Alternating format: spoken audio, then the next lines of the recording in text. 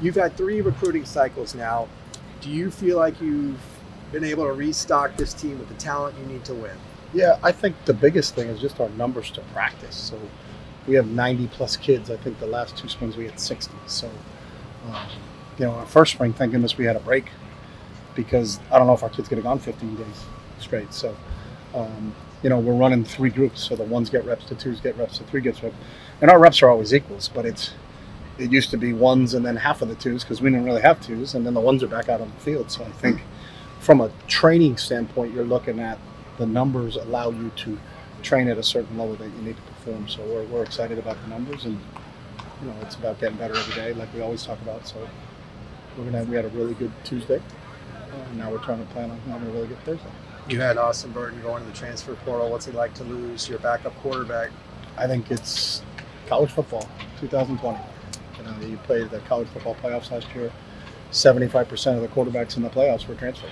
So that's just the nature of the beast. If you're not the starter at your school, you're probably looking to go somewhere else. There aren't many kids out there that stay for. I think Aaron Gordon at Washington State is really the exception to the rule. He stayed for 5 years. Had Luke Falk and Polinsky ahead of him, and then they brought Gardner Minshew in as a transfer that played ahead of him, and then finally in his last year he played as good as anybody in the country. But I think that story is probably not a story that's going to be written much anymore. If kids aren't playing at one place, they're going to look to go play at another place. So we understand it. So I didn't think we'd keep most quarterbacks. I think you kind of plan on it too. That's why you got to take quarterbacks every year, because if you have a young quarterback that's playing, in which we've had, so Dorian played as a freshman and as a sophomore, and the other kids that are around those classes probably aren't going to stay. So. Where does that leave your quarterback depth? You only have one guy on this team who's thrown a pass at the college level. Yeah, a lot better than it's been in the last 2 years. So I look at it that way. You know what I mean? We played in our first year. The 2 quarterbacks that played weren't even with us in the spring. So Wilton didn't practice in us for the spring 2 years ago, nor did it needed to Dorian. And those are the 2 quarterbacks that played for us. So, I think, again, if you look at our quarterback, that's what I'm really excited about is our starting quarterback has 2 years experience. So he's going into year 3 and had a really good training session the other day. The good part is Colson Yankoff is eligible now. He was ineligible because of the transfer rule last year. So, you get a chance to really look at Colson. We didn't put Colson in much with the 2s and the 3s because we knew Colson had to sit for the entire year. So now you're getting quality reps out of him, and you watch the other kids grow. So it's part of the process. You go into this with the mindset that Dorian is your starting quarterback? I mean, we tell them everything's open, but kids know who the best players are. Just like, our defensive line, all of them are all open. But if you ask any kid on this team, they consider Oso a starter. For us, we just don't talk about starters. We just talk about getting reps. So we don't post a depth chart every day and say, this is our starting nose guard, this is our starting defensive end, this is our starting linebacker. It's who's in with the 1s, who's in with the 2s. And as a coaching staff, as I told our coach, I don't care. It doesn't bother me that if Bo Calvert's taking the first rep in period 1 at Mike linebacker, in period 2 DP switches that to another guy. I'm not concerned with it because we're not playing the game. So we don't spend time talking about it, but I think kids are smart. They know where Dorian is right now and his progression and what it is, and that's the decision kids have to make. If they think they can beat him out, then maybe you stay. If you don't think you're going to beat him out, then maybe you're looking to go somewhere else.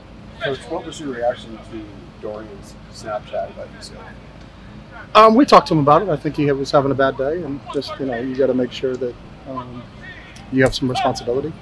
Especially being a quarterback at a Power 5 school, you live your life in a fishbowl, and those are things that I think you need to kind of think before you tweet. It's just a real good learning experience for him on social media. So we talked about it. What was it about? He was having a bad day. Was there any discipline because of that Snapchat for him?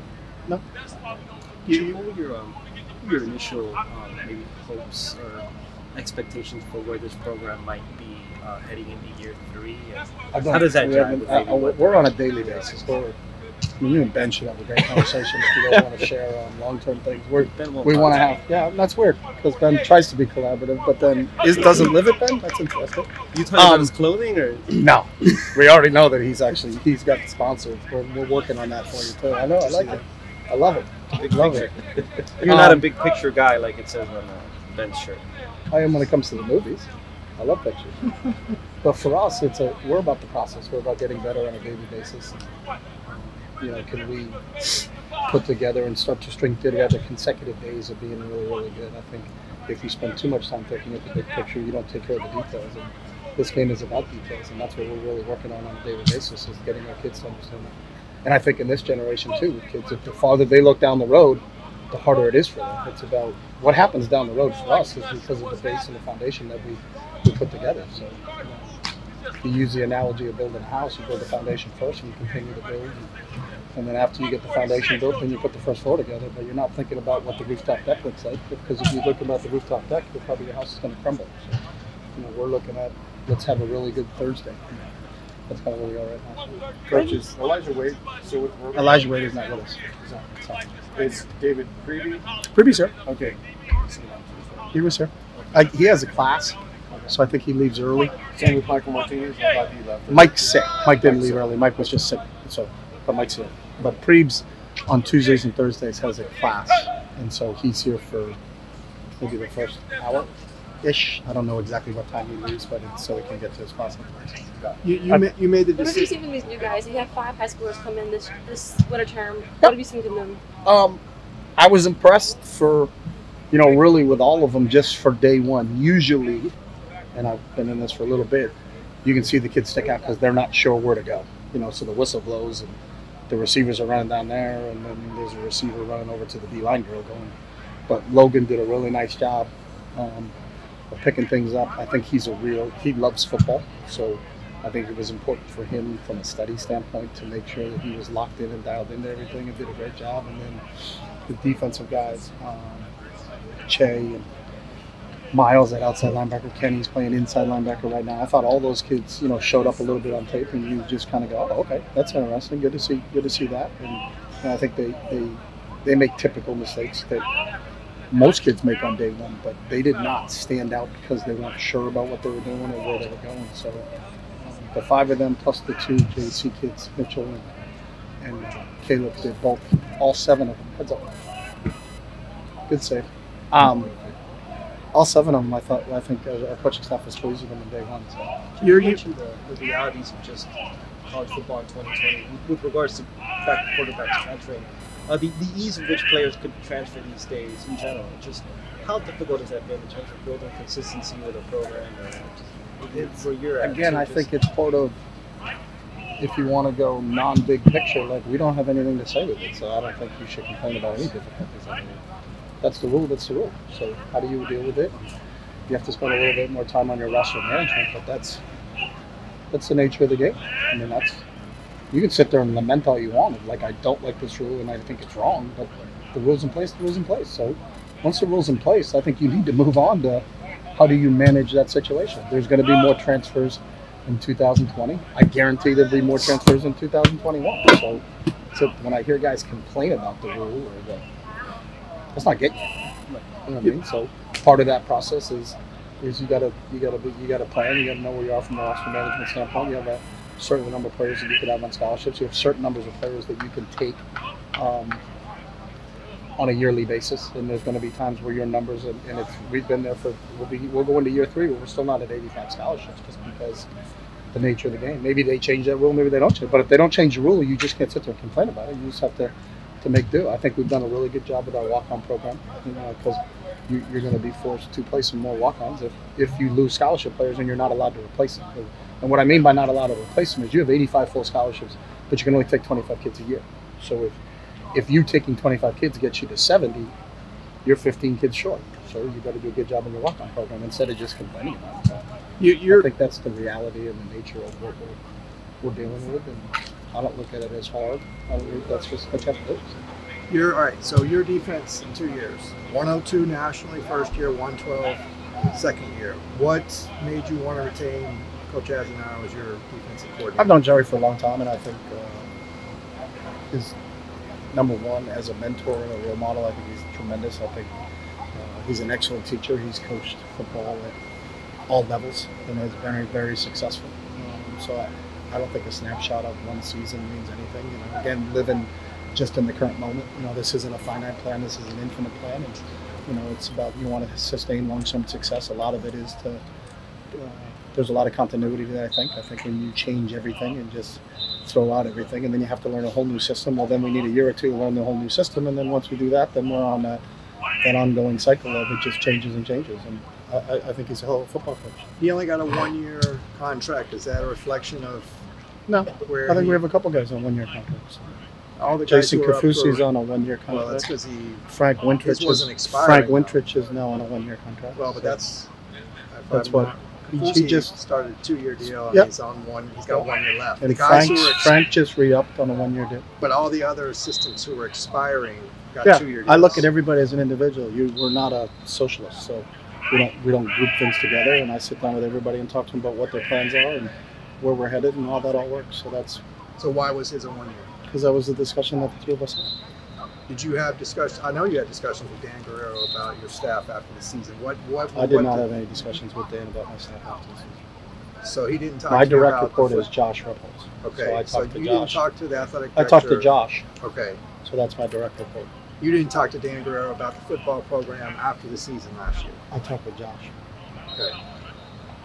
And did Josh talk about staff changes? Josh with talked you? about how do we improve everything around here. That's what we. I mean, I talk to Josh daily. You know, so those are always ongoing conversations about everything from what we feed our players to academic support to how much tape in the training room to every single thing that touches our football program. So. Antonio Mafi was moved to offensive line. When was that decision made, and how's his development? Neo came in the offseason and said he'd like to play O-line. So when he came back in the winter, and we said, let's give him a shot. So I think in day one he did a nice job in day one. So I was pleased with Neo on Tuesday. I mean, he's a big, strong, physical kid, and you know, a lot of this is to have a kid play a position that doesn't want to play isn't productive for him. And are they going to put everything into that? You know what I mean? And I think he felt like he wanted to see what it would be like as an offensive lineman here, and right now he's in the hunt with those other guys over there. So You got concern for depth at defensive line with Moffey moving there, losing Wade, Andrus with an ACL. no, Martin I think will be fine. Martin's working extremely hard. You see him around here. He's doing a really good job in terms of his rehab, and so I don't have any questions that when we start in August, we come back and get ready for the opener, that Martin will be cleared and ready to go. But I think our numbers, when you look at them, again, we talked a little bit about that. You know, we're 3 deep everywhere. I think in some positions 4 deep. So I think we've got, you know, you still have Steven Mason, still have Daytona Jackson, you got a lot of guys over there that can play. Tyler Manoa, who's played a lot of football for us. So I don't think it's a concern for us right now. I mean, we'd all love to have 15 guys in there, but Oda was there. You know, Oda, Mason, Daytona, Tyler. We've got a lot of kids who played a lot of football. We didn't graduate. We also didn't graduate in D linemen, so I mean, that's not an overly big concern. And that's, again, going back to the roster management part. You have to deal with it, whether a kid, you know, is a position switch in Neo's situation or a quarterback transfer. Those are things you got to deal with. You know, so we don't lose sleep over it. It's just, all right, what do we do now? Just no different than if you're in a game and they say, hey, Osa sprained his ankle and can't play. Okay, what do we do now? You don't call timeout and say we just lost one of our best defensive linemen. Do you guys feel sorry for us? That doesn't work that way. It's just you get the next guy up, get the next guy ready, and then you hope in his preparation and when he goes out in the field, he shines and shows you something that he does. So The coronavirus has become kind of a thing now. What's the level of concern that I wouldn't call it a thing. I would say it's from almost in a pandemic state right now. So I think it's something that everybody needs to be really serious about. is that endangering the spring game right now? We do everything off of what our athletic department. We've got a memo from the AD, from the athletic department itself, in terms of how everything's going to be handled, and nothing at this point in time has been canceled. You know, and again, we're worried about Thursday. I'm not worried about the 18th at this point in time. But in the coronavirus itself, it's a very, very serious thing. And anytime you get a situation like that, you better be prepared. And I think, you know, we've gotten daily updates from the chancellor and from the athletic department on what our status is here at UCLA, and I think we took all those very seriously. And whatever they say, you know, I'm not. If they say that we can't have a gathering because of it, then we won't have a gathering because of it. That I'm not there's no reason for us to put anybody in harm's way. You know, we're just trying to practice football, and our spring game is literally the 15th practice, so it's not, you know, we'll deal with it as it comes. But I think, you know, as you look around, and it is dominating the news, like you said, but it should dominate the news. I think it's something that's very serious, and what we have to do is defer to the experts. And I'm certainly not an expert. So. Thanks, Coach. Thank you. Thanks, guys.